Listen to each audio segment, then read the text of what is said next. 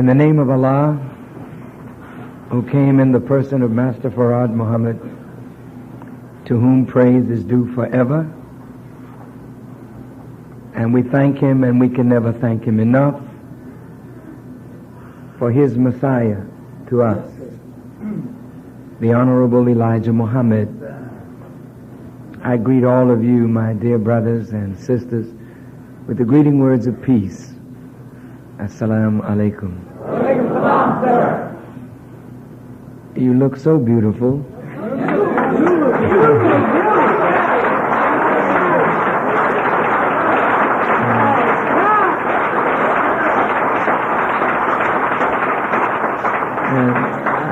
I am so pleased to see you looking so well and to feel the spirit of you that makes me to know that you indeed are well and getting better by the help of God.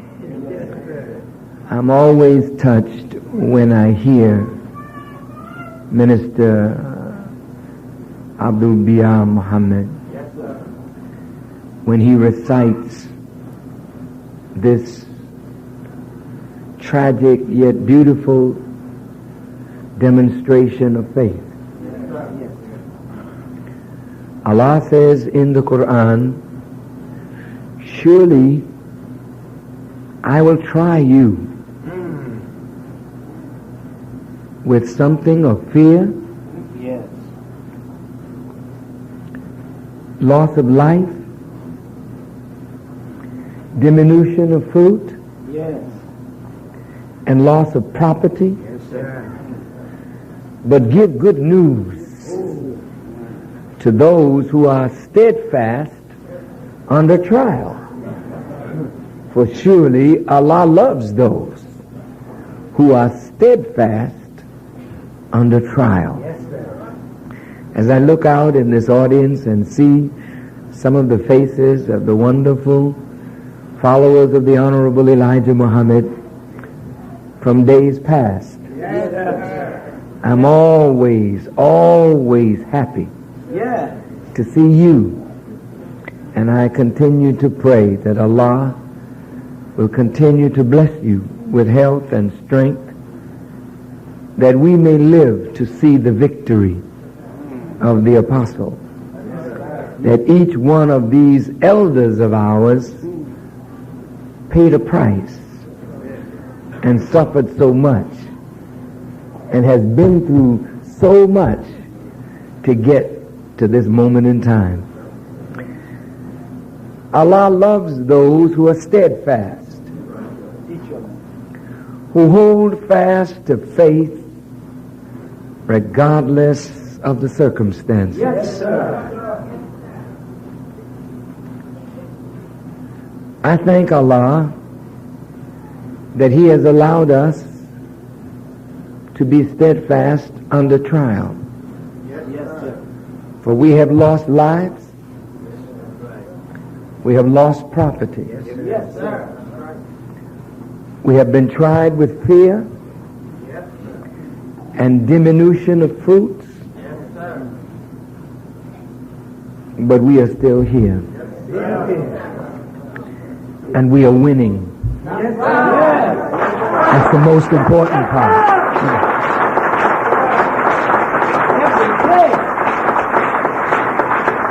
The Honorable Elijah Muhammad said, I can't promise you that you won't get a hickey on your head. Yes, sir. I can't promise you that you won't go to prison. That's right. I can't promise you that some of us will not lose our lives. Yes, sir. Say, but what I can promise you is victory. At last, victory. Yes, sir. Last night, Yes. God blessed us Yes, it did. with a small victory. There's no way under the sun that I would have dreamed that Dr. Sister Betty Shabazz and I would be together in a room, and animosity and hostility not be in that room with us. And for God to allow that to happen, the devils planned and God planned. And last night we saw who was the best of planners.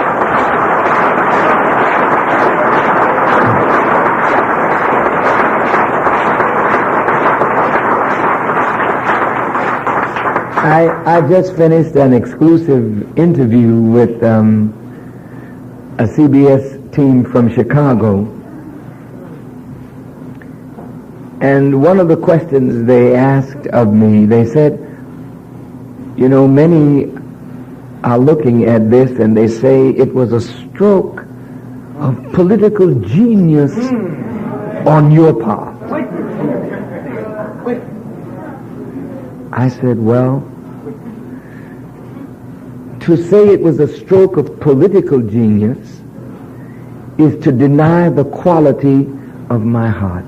Yes, that's right. Go ahead, dear brother. Teach on that. To say it was political genius is to say that it was a contrivance for some political end. It was a response to what I knew was the wicked machination of those who sought to use Kubila to bring us into conflict with Malcolm's family, to recreate the atmosphere of 30 years ago that led to his unfortunate and untimely death. I said, so if there was political sagacity involved, it was God's planning. That's the genius.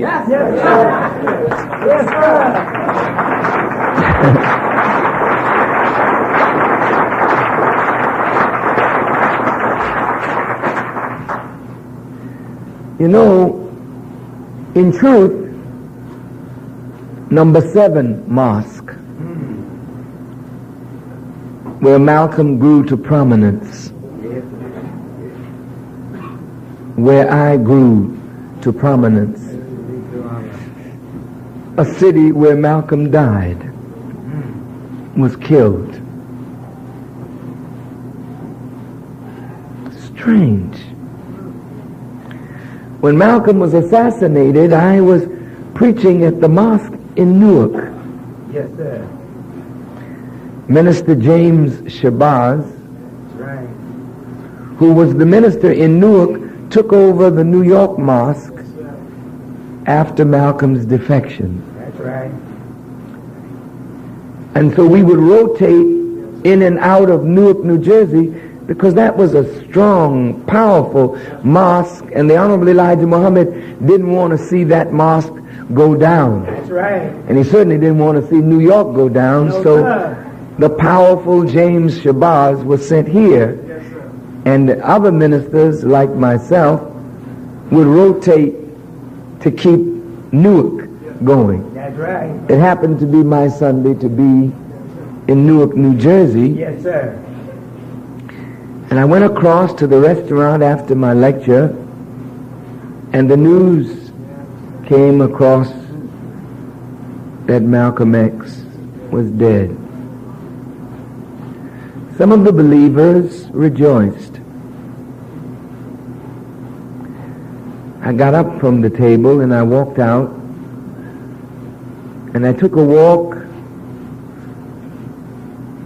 because I was hurt that my brother,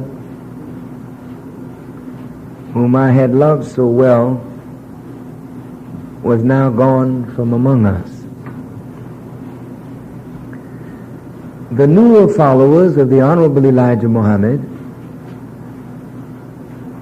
sometimes don't understand the great bond of love that we shared when the Honorable Elijah Muhammad was among us.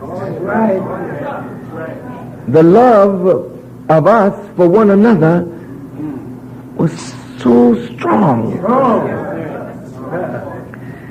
that to think of harming one of us, you really had to think of harming all of us, because we felt the pain of each other. As I asked the question last night, what happened since the bond of love was so strong? What force changed our direction from the love and the creative force for the redemption of our people to a destructive force of one another? What happened? What forces intervened? And I said succinctly last night, the thing that turns love into hate is a sense of betrayal. When you love somebody, you give as much as you can give. Because love allows you to keep on giving to the person whom you love. And whenever it's a male for a female or female for a male, and then you feel that your love and your trust and your confidence has been misplaced, that somebody took advantage of you, then the thin line between love and hate is crossed. And the same fervor that made you give totally of yourself to the object of your love, now that same fervor is used with a destructive force against the object that you now have come to hate.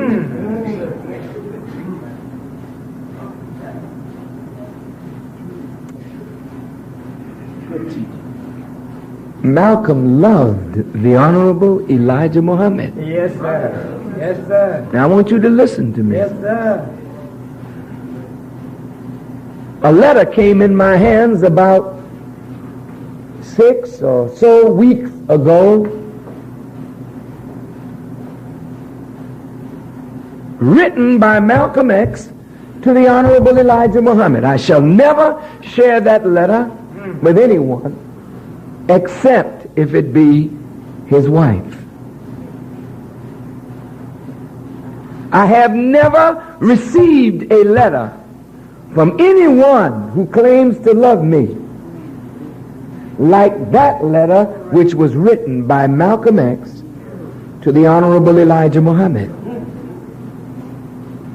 There was a discussion of things in that letter that only a man who loved another man, trusted another man completely with his life and with the most intimate secrets of his life, would share with another man. I put the letter down and I asked the question, what could have turned that love, that devotion, that commitment, that unswerving sense of service, what could turn it? In a few short years, from love to hate. I don't say that I know the answer. There's much of this whole puzzle that we need to open up. And you know, in truth, the reporter asked me, and you've lived with this for 30 years, and how have you lived with it? I said, I live with it by putting it out of my mind and keeping busy. Yes, sir. But since I met with Dr. Shabazz, it forced me to stop and think about not only her wounds, but my own personal wounds in this drama have never been healed. I appear healed, but I'm not healed. My family is suffering. The Honorable Elijah Muhammad's family is suffering. Betty Shabazz's family is suffering. And many of you in here suffer from the wounds inflicted by the loss of Malcolm X to the struggle. You can't deny that. So for the first time in a long time, I had a chance to sit now and reflect on the wounds. Malcolm felt betrayed. I'm talking from his perspective. Yes, sir. He didn't turn, on his own. Something inside, influenced by what was going on outside, turned him.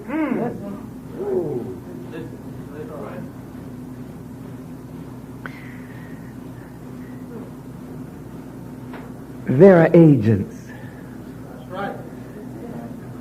that listen to us when we don't know we're being listened to.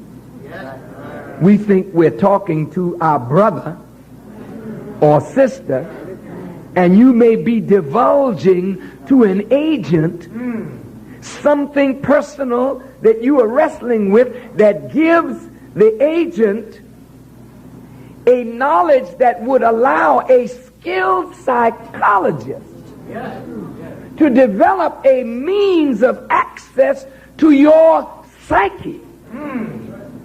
I want you to hear me. Go ahead. See, you think everybody around you is your friend. And we should think that way, Yes, because we shouldn't have anybody in here but friends. That's right. But that's not reality. That's right. No, sir. So now, I may not be the smart one. I may be an agent that has a duty to report something that I heard the minister say, something that I heard the captain say, something that I heard the lieutenant say, something that I heard Sister So-and-so say. Then the psychologist goes and he looks at it and says, there's a problem here. Yes, sir. How can we exacerbate the problem? How can we facilitate a feud? How can we make this into something that will split the ranks? That's what they want. Then they go back and devise a scheme and send it down to be worked by their agents. You and I are just zealous, loving, but ignorant to the machinations of Satan. That's my point. That's right. The Honorable Elijah Muhammad told me one day, you can't fathom the depth of Satan. You don't know how deep this man can go in wickedness. Do you follow what I'm saying? Yes, sir. And so Malcolm felt betrayed first by the messenger. He couldn't turn on the messenger if he didn't think the messenger himself had betrayed him. The last person that he had refuge in was the man that he had given his life to. Yes, sir. And if he felt that that man did not give him what he thought he should have gotten from that man, then he felt a sense of betrayal.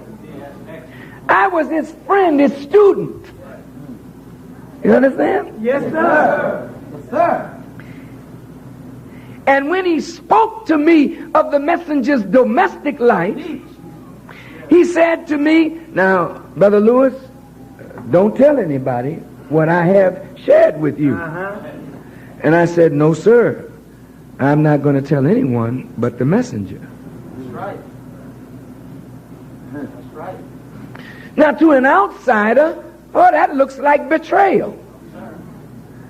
But to those of us who have been a part of the nation, you know that our general orders say we are to report all orders. Yes, sir. All violations That's right. of orders that we are instructed to enforce. One thing that protects the nation is that if a brother or sister is involved in sin, they are disturbing the security of the whole house. That's right. So we don't coddle our sinners. We report them so that they can be corrected, so that our weakness becomes strength, because the chain is no stronger Right. than its weakest link. That's right. So I told my brother that I have to report this to my leader. Right. The next morning, about 5 a.m., I got a call. And the call said, "Brother, I wish that you would delay your letter until I can get a letter off to the messenger explaining why I said what I said." I said, "Well, I'm so shook up over what you said, it's going to take me some time to get it together. So if in that time you can write and explain yourself, then that's fine." I wrote the Honorable Elijah Muhammad, but I wrote him in such a careful way. You know, you can tell when somebody wants to hurt somebody. Right. That's You know, it's the way they report things. That's right.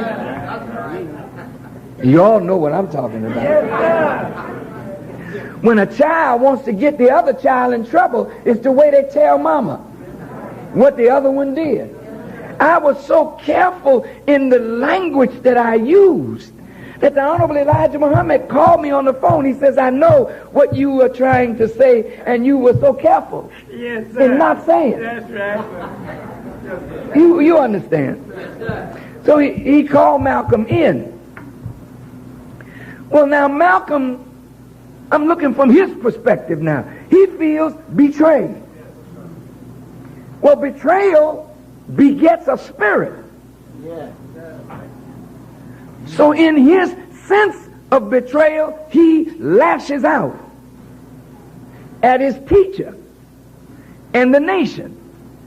From the side of those of us who love the teacher, we feel betrayed. Yes, sir. Because he disclosed to the public that which we felt should not have been disclosed, Right. since it is not the public's concern, and the public did not know how to handle it, nor did the Muslims. Right. So here we are, two people that loved each other, hurt, angry, filled with hatred on both sides. And in between us is the enemy.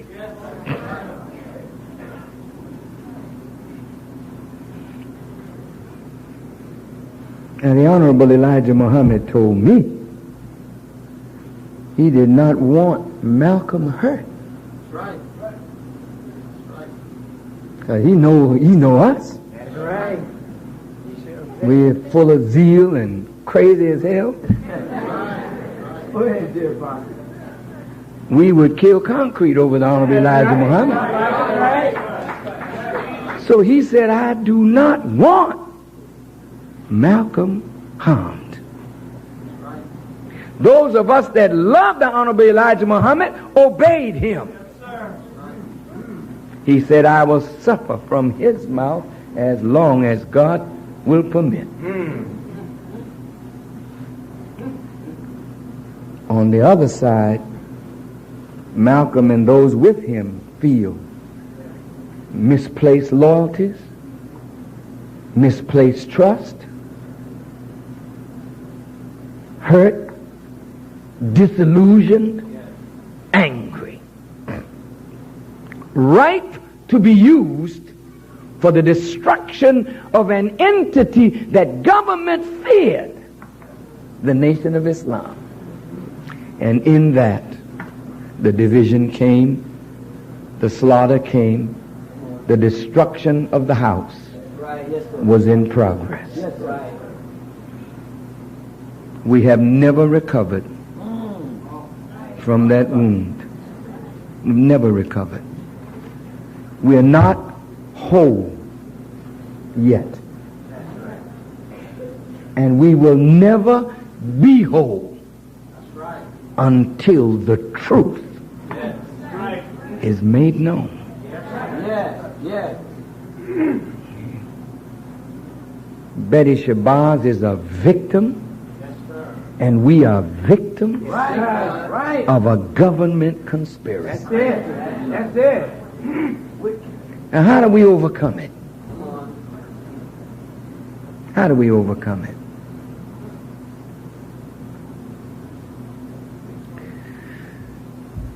I don't know how. I didn't know how. I wasn't considering that. I just kept going. And the more I kept going, preaching the truth as I understood it, God kept lifting the nation.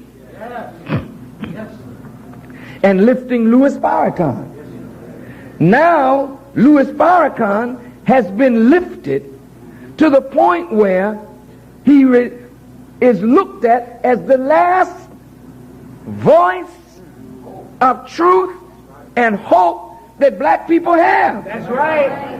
That's right. On a national level. That's serious.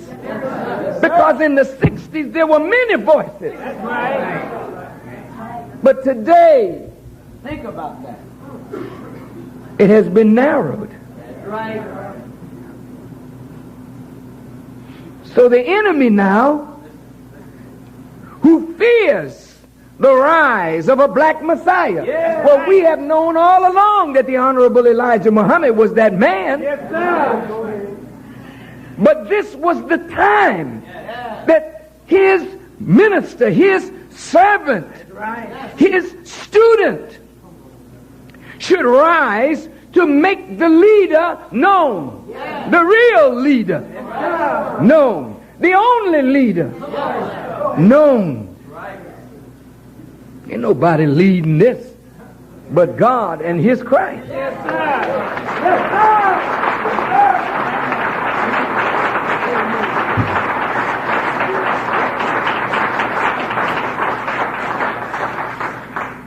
So in that exaltation of Farrakhan, the government is saying, we got to stop this man. Yes, that's what they're saying. You know, when you have a gift, and that gift is speech, and when you speak, you touch the souls of people, but you are not speaking the party line that the enemy likes, you're dangerous. So the question is now, how do we stop Farrakhan and the movement? Who do we have to put up against him? Let's see now. There's Jesse. Let's see if we can manipulate and play the Jackson card. And when the Reverend Jackson and I stood together in 84, we electrified black America. I mean, the disciple of Martin Luther King with the disciple of the Honorable Elijah Muhammad, we standing together for the rise of our people, I playing a subservient role, a lesser role to my brother. I didn't mind taking a low post or a lower role, because that was not my thing, nor was it my time. It was Jesse's time. And he was right for that time. And he was the man of that hour. Yes, he was. Yes. He was brilliant for all of us. And even though you may not have this a like for Jesse or a love for Jesse, Jesse did something that no other black man was able to do at that time. And for that, he should be given credit. And for that, He should be remembered with love and kindness and patience, because we all benefited from Reverend Jackson. We all benefited from him. You may say, well, how did I benefit from Reverend Jackson? The fact that you had a Mayor Dinkins. For the first time in the history of New York City, you had a black mayor. You owe that to Reverend Jackson. The fact that we had a black governor in the state of Virginia, we owe that to Reverend Jackson. The fact that you have sheriffs and registrars and all these political offices popping up, we owe that to Reverend Jackson. But even more, there's an unseen thing that Reverend Jackson did. Reverend Jackson, in debating the best minds that white folk had in front of these young people and beat them. Now our young men can say, well, I can play basketball, but I want to be president. I can play football, but I want to run the country, run the state, run the city, run the world. You're thinking like that now, brothers and sisters, but you would never have thought like that had not a black man risen to challenge and shown you how effective he could be. He may have dropped the ball, but he carried it. He may have dropped the ball, but we made progress toward the goal. So if he dropped the ball, where are you? If he fumbled, what you supposed to do? Jump on the ball and save the ball for the team.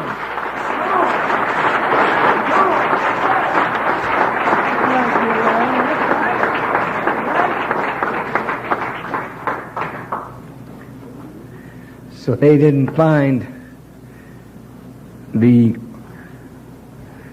one in Reverend Jackson that they thought they could use effectively. So they started. I mean, Malcolm was popular among many of us in the nationalist movement, the Pan-Africanist movement. Malcolm is like a father in that movement. And like Sister Shabazz said last night, don't deprive him of his place. Well, in reality, you can't. I'm saying in reality. You can dismiss him in your mind. But reality says when you come out of your cocoon, you're going to have to admit the powerful impact that he had on our movement toward liberation. And if you wish to deny that, that's like an ostrich sticking not only his head in the sand, but something else. Anyway, we're going down the road now. Go ahead, dear Father. I'm almost finished. No, sir. No. And I really didn't come to teach at all. Please. But just to bear witness to the greatness of the moment that we have come to. And so they decided, the enemy decided, let's latch on to Malcolm and in charge Farrakhan with complicity in his death, with opportunistic betrayal of his mentor. Let's fix it so that Farrakhan now will be the object of hatred of the young people whom we will have planted Malcolm deep into their hearts and put guns deep into their pockets, so that at the right moment in time we can turn the guns of the youth on the last voice that they got left, and they will avenge the death of Malcolm by killing the man that the Messiah raised. Oh, Lord. I mean, this is some serious planning, scheming on the part of a wicked enemy of our rights. All of a sudden now, big articles appear in the paper about Malcolm. Yes. and his great work Right. among our people. Black people starved for strength in leadership. They show Malcolm as a strong teacher, which he was.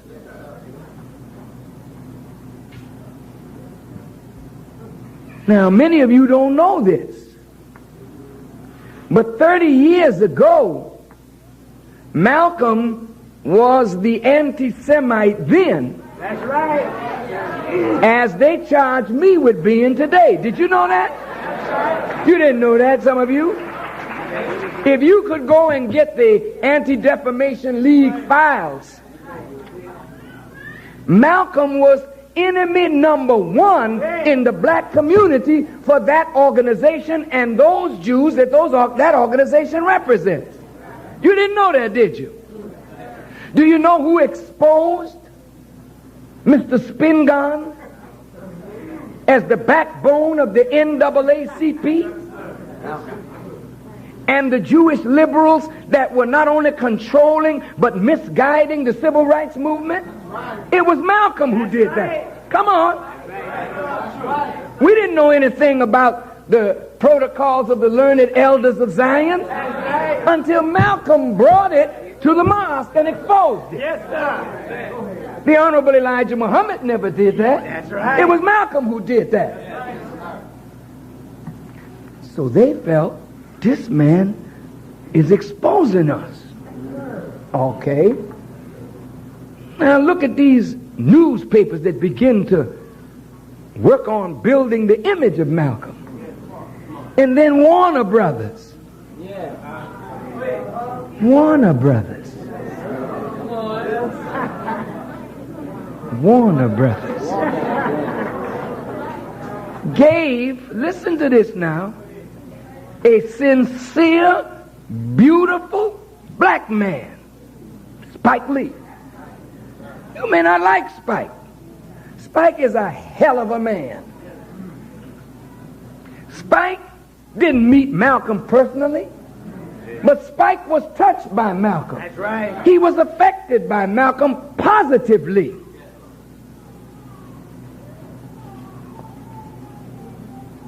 Well, you say, but Malcolm was taught by the Honorable Elijah Muhammad. Yes, so does the sun shine light on the moon.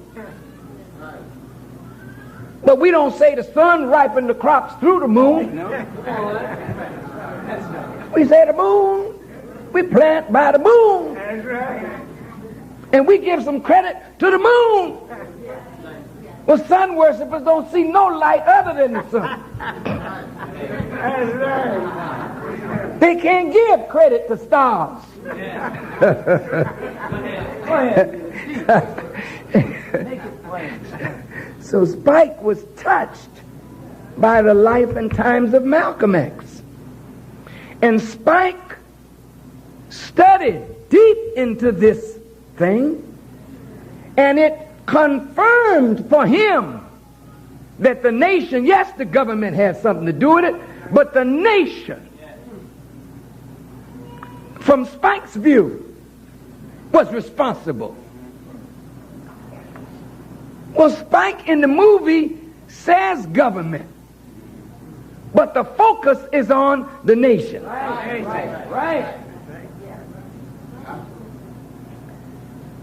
Why?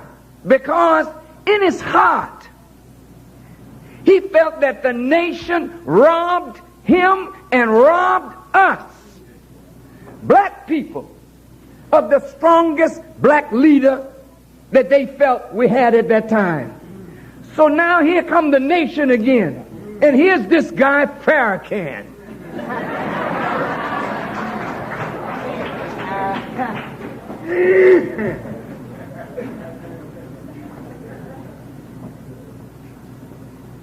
So Warner Brothers gives $30 million to see the movie Exalted. Right. And all the time the government is loving this. Right. And now we're going to see if we can get false witnesses. Talking about it. I wouldn't have been a bit surprised if a grand jury a secret grand jury was sitting right here in New York. Because when the movie came out and we didn't bite, I told everybody, be quiet. Don't say nothing. And the movie didn't get the effect that they wanted, then they had to keep thinking of something else. Oh man, these people are something. Brothers and sisters, look at this thing. They create an atmosphere. Look at all the books that came out after the movie. The Judas Factor, the this, the that. And all of them hinting now toward Farrakhan. What's all that about? Why didn't they talk about this 30 years ago? Wait. Why didn't the government indict me? Why didn't they charge me? Huh? They ain't got nothing. But they want to insinuate. Because they want you to kill your brother. The last chance that you got, they want you to eradicate that chance and sentence yourself to total destruction. Go ahead. You're right. He's on it. The beast is on it. And many of us were falling into traps. See? Well, let me conclude. Look, family, since we didn't fall for their traps and their tricks, they reached for Malcolm's daughter.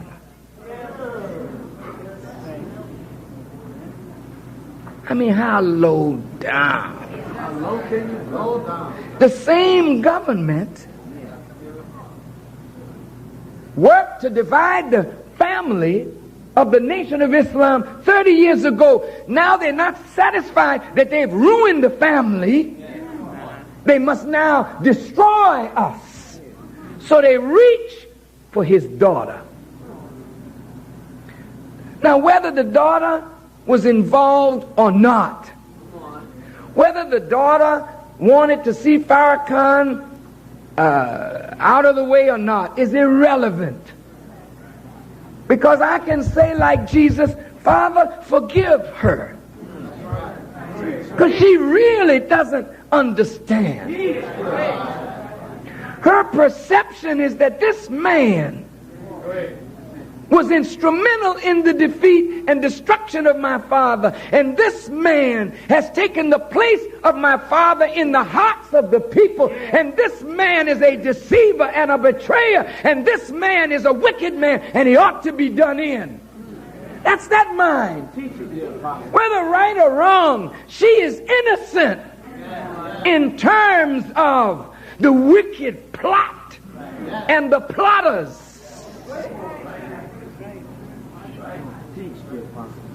They take a white boy, a Jew, and pay him $45,000 to talk to her on the phone and record conversations. And this girl is looking for somebody to love and somebody to help her rear her son. And he is plotting to get her 90 years in jail. Oh, a devil, man. What else can you call that?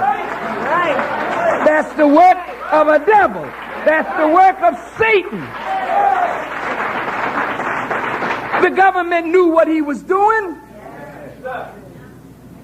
They didn't care about Kubila. They wanted me to attack Kubila so that the mother would have to defend the daughter, and the children would have to defend the mother and the daughter, and the nationalist community would have to defend the last symbol of Malcolm. Right. Then the nation and the family of Malcolm would be added again. And then what would have happened? Come on and tell it all. Reveal. Big money has already been dropped. Yeah.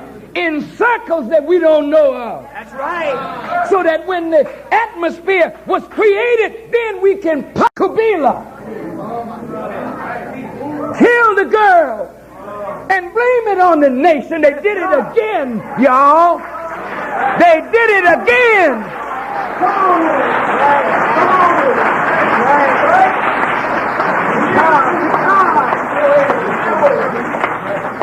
This is what we're dealing with, brothers. We can't be emotional zealots. We got to think today, because the enemy is thinking and plotting and planning. I didn't have to think. When I heard it was Kabila, I said, oh no. Oh no. I told my wife, I said, I know that girl. I don't think that's so. Press camping all around my house, setting up their cameras. So I sent my chief of staff, I said, go out and tell them. Our heart and our sympathy goes out to Betty Shabazz and her children in this hour. We believe it's entrapment. So when the chief of staff said that, that ain't the right response, damn it. You mean Farrakhan didn't fall for that?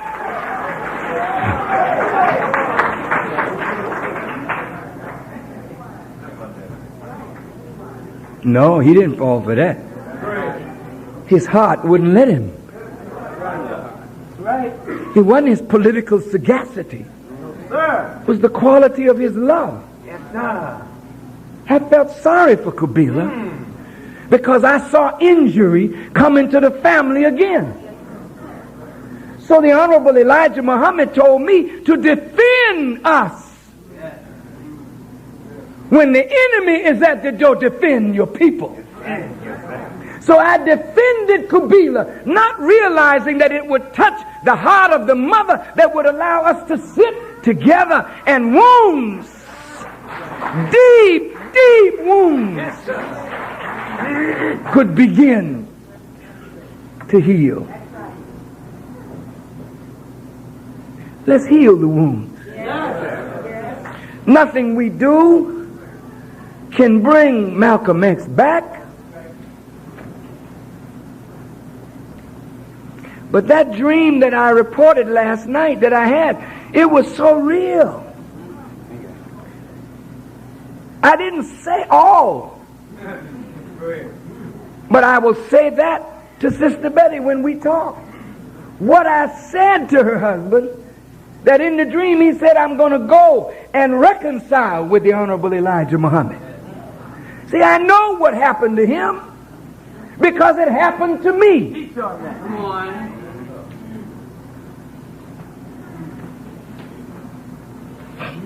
Do you know the pain? In 1974, we taught 70,000 black people in Randall's Island. In May of 1974, by September of 1974, we went back to Randall's Island with a totally spiritual meeting, and 40,000 black people showed up in 1974.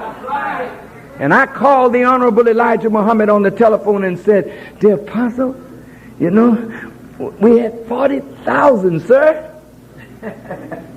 And we're about to capture the city. And his voice went down. And he said, oh, brother, he said, the time will soon come when you will go to the mosque and you won't find a believer there other than yourself. Think about it. I was dumbfounded. I put the phone down and I couldn't believe what I had just heard him say. But a year later, Wow. I was on 116th Street with my violin under my arms and in a sort of disguise, standing across the street from a newly named mosque called Malcolm Shabazz Mosque number 7. And I could not go in that place, for the hatred against the Honorable Elijah Muhammad and me was so strong that they would have killed me on sight. And you know why the believers in Mosque number 7 turned to hate me? It's because somebody told them that I had abused their trust. Right. And they felt betrayed. And I had to live through the hatred. I mean, really something, man. And you have never heard me speak against you. No matter what was said against me, I never returned that in kind. And that's because the Honorable Elijah Muhammad trained me.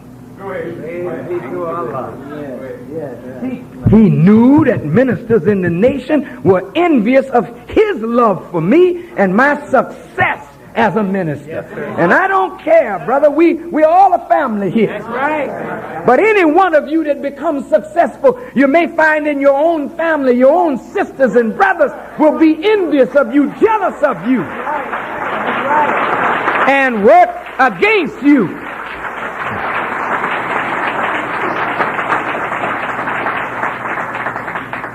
And the Honorable Elijah Muhammad took that enmity and directed it at me.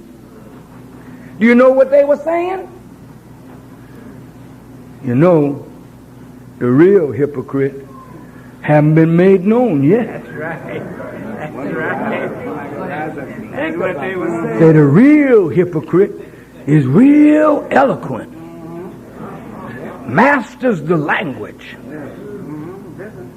and he gonna turn on the messenger and make the work of Malcolm look like child's play. Well, who is this hypocrite? Who is it? There he is. You know who they were pointing at? They were pointing at me. And yet I was on the radio every week raising the Honorable Elijah Muhammad and teaching the people, but the laborers and the ministers who were benefiting from my work were secretly saying, that's him. That's the one, man. And they would whisper among themselves until it got to the point where I was so angry, I was ready to fight inside the house. That's exactly what Malcolm felt. Because he worked night and day for this movement. He ran up and down the highways, denying himself sleep and almost killing himself with these long runs in an automobile to set up mosques across the eastern seaboard of the United States. He did this for years. How do you think he feels? There was no paper. Malcolm put it together. Yes, sir. He called it Mr. No. Yeah, he called it Mr. Muhammad Speaks. Yes, sir. That's the first newspaper of the nation. We were all taking the Pittsburgh Courier. The Honorable Elijah Muhammad had a column in the Pittsburgh Courier. Malcolm put a paper together in the basement of his house. Mr. Muhammad Speaks. Then when Chicago took it over, it became Muhammad Speaks. And it began to come out from our headquarters, where the resources were more than they were at Mosque number 7. How do you think he felt when the paper that he helped start wouldn't say nothing about him in it? He would do progressive things, and he could read it in the New York Times. He could read it in the Daily News, but he couldn't read it in the paper that he helped to found. That's right. Enmity, envy, jealousy. These are facts. I went through similar. Yes, sir. That's right. But the key that saved me was when I went to attack sitting at his table. He hit the table and said, "Brother, seek refuge in Allah from the envier when he envies." And he got up and he walked out of the room. And when he came back in, he sat down and he looked at me. I was sitting directly across from him. He said, "Brother,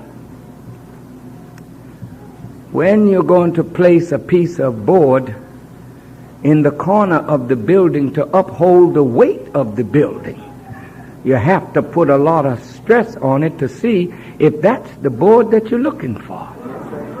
And if it breaks under the stress, you know that's not the board you were looking for, so you throw it away and get you another one." So I said, "Whoa! Whoa!" It took me a while to figure this thing. He said, "Boy, can't you see? I'm trying you because when I'm gone, I got to have the right board to put in the corner of the building." Yes, sir!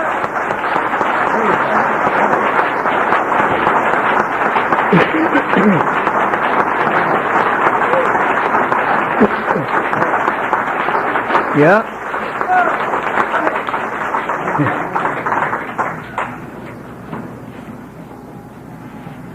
And then he said,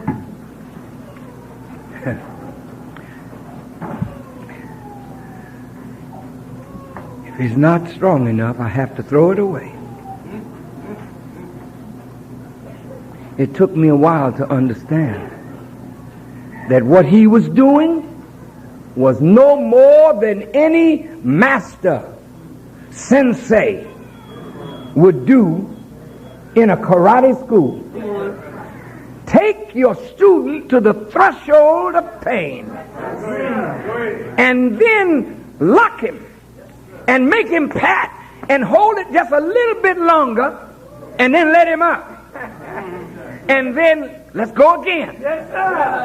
Take him to the threshold till he passes his last threshold and can take more pain and more pain and more pain and more suffering, because if you're not the suffering servant of God, you can't redeem the people that need to be redeemed. If you're going to be vindictive and destroy those who are trying to destroy you, kill those who are trying to kill you, then you are not a redeemer, you're not a savior, you're not a deliverer, you're no more than the nigger that you're trying to raise from the dead.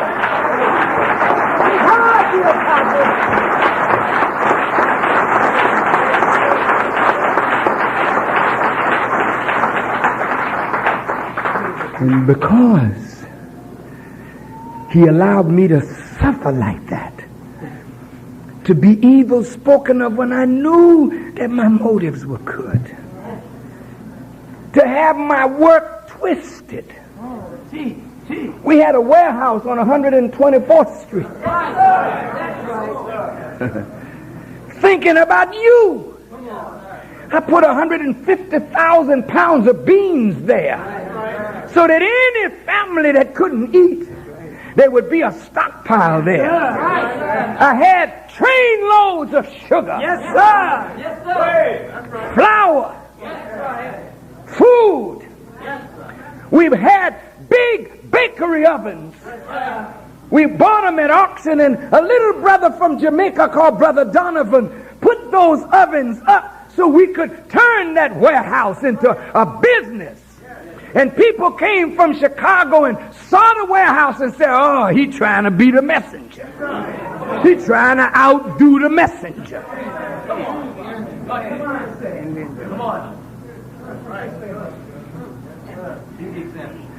I suffered it all. And you haven't heard me attack none of my tormentors.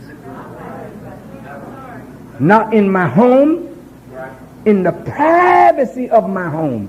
My children can't say that I spoke evil against any of my detractors to make them hate anybody. And if I had used this rostrum to teach hatred against Malcolm X and his family, could these children have given flowers to the mother, to the wife of Kubila? Talk to me.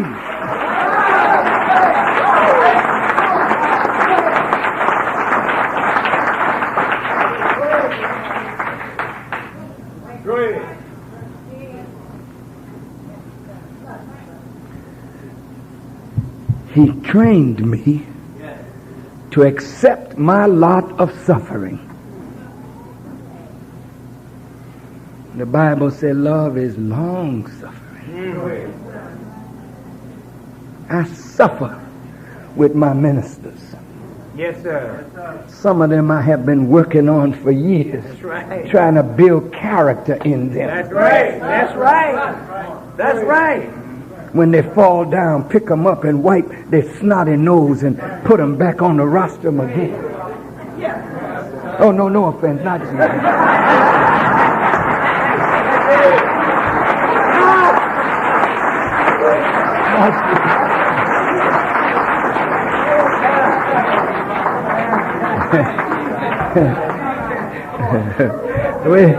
Let's not get personal now. Let's not get personal. You know, you all, you wonderful Muslims, you're the best that there is. I thank you for your patience. I thank you for your patience with Minister Conrad and with Brother Dennis and with those in front of you whom you know have a lot of growing to do. But look, I know this is a good man. Yeah. And I know,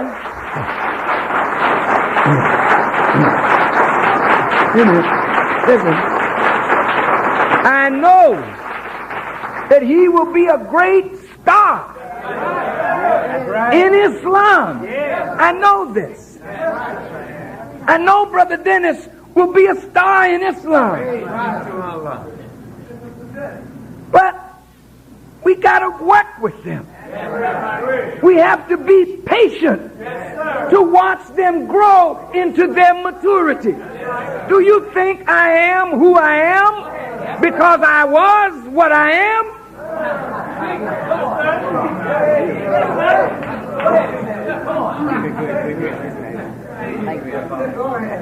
I was a young minister like him. Beautiful in countenance like him. Loving the Honorable Elijah Muhammad like he loved me and the Honorable Elijah Muhammad. I wanted to see our people rise, but I was not smart in the way of administration of the people nor the resources, because I had no experience whatsoever in that way. I was sincere as an articulator of the word, but I had many smarter than me in business and whatnot sitting in the ranks under my voice. And because I didn't know, I hurt them. And many of them left the nation, and one of them came to kill me one night. Go ahead. He had just come out of prison. And he, you know, when you come out of prison, man, you ain't playing. These brothers that are Muslims in prison, when they come out to the mosque, they don't come here to no play. No. They're serious. And they don't want no play. They don't want no foolishness. And they sometimes get carried away, and if they feel you're a stumbling block, all a hypocrite got to do is get next to them and say, you know, that so-and-so is a stumbling block, man, and we ain't going to make no progress till we get rid of so-and-so and so-and-so. And so if that's the way you're going to make progress, watch the news tomorrow morning. So this brother came to kill me this night. And he ran into my first captain, who was no longer in the mosque. And he told the brother what he was going to do. I'm going to kill Louis. And the brother said, don't do that, man. He said, but this dude ain't right, man. He ain't this, he ain't that. He said, well, it ain't because he don't mean it. He just don't know yet. And that brother put his gun away. And I'm alive today to serve you. And I grew because I made mistakes. And I was shown my mistakes, and I tried to improve myself. And that's why the Quran said, for the sake of thy Lord, be patient. Patience is long suffering. You got to suffer long to see a young man grow to be a giant right in front of your face.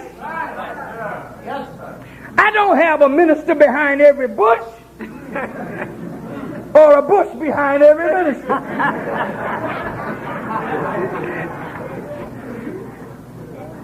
It takes a lot to make a man like this. So I thank Allah that the Honorable Elijah Muhammad put on me what he did. But there are times that I didn't understand, brother. And I mean, he was beating me so bad sometime. But if he hadn't done it, I wouldn't be here today to serve you. Brother Malcolm, in our last conversation, said to me, I wish that it was you being an example for me rather than me being an example for you.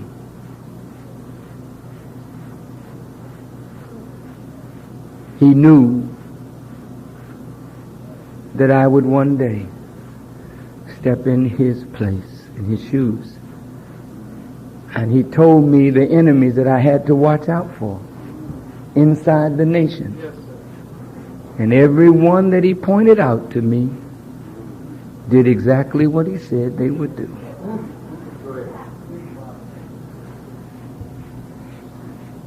I'm glad that last night took place. And I pray Allah in the name of His Christ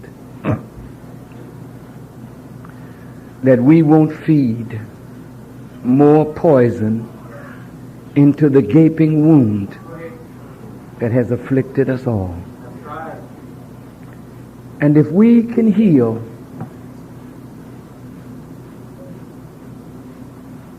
and if we can heal in the deepest part of the wound, which is in our people now, because white America, or those in power, have made the wound of the nation the wound of the big nation.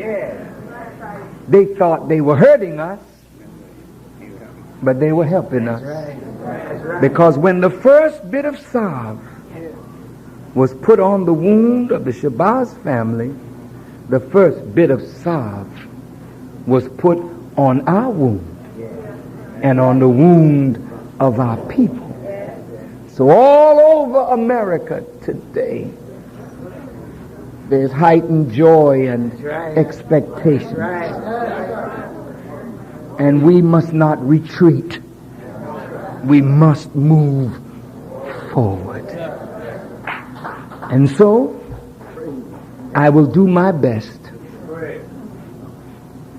by the grace of God, to right whatever wrong was on our part, and to do whatever is necessary to do to heal the wounds and to make sure that a chapter like this shall never again be a part of the book of the nation of Islam.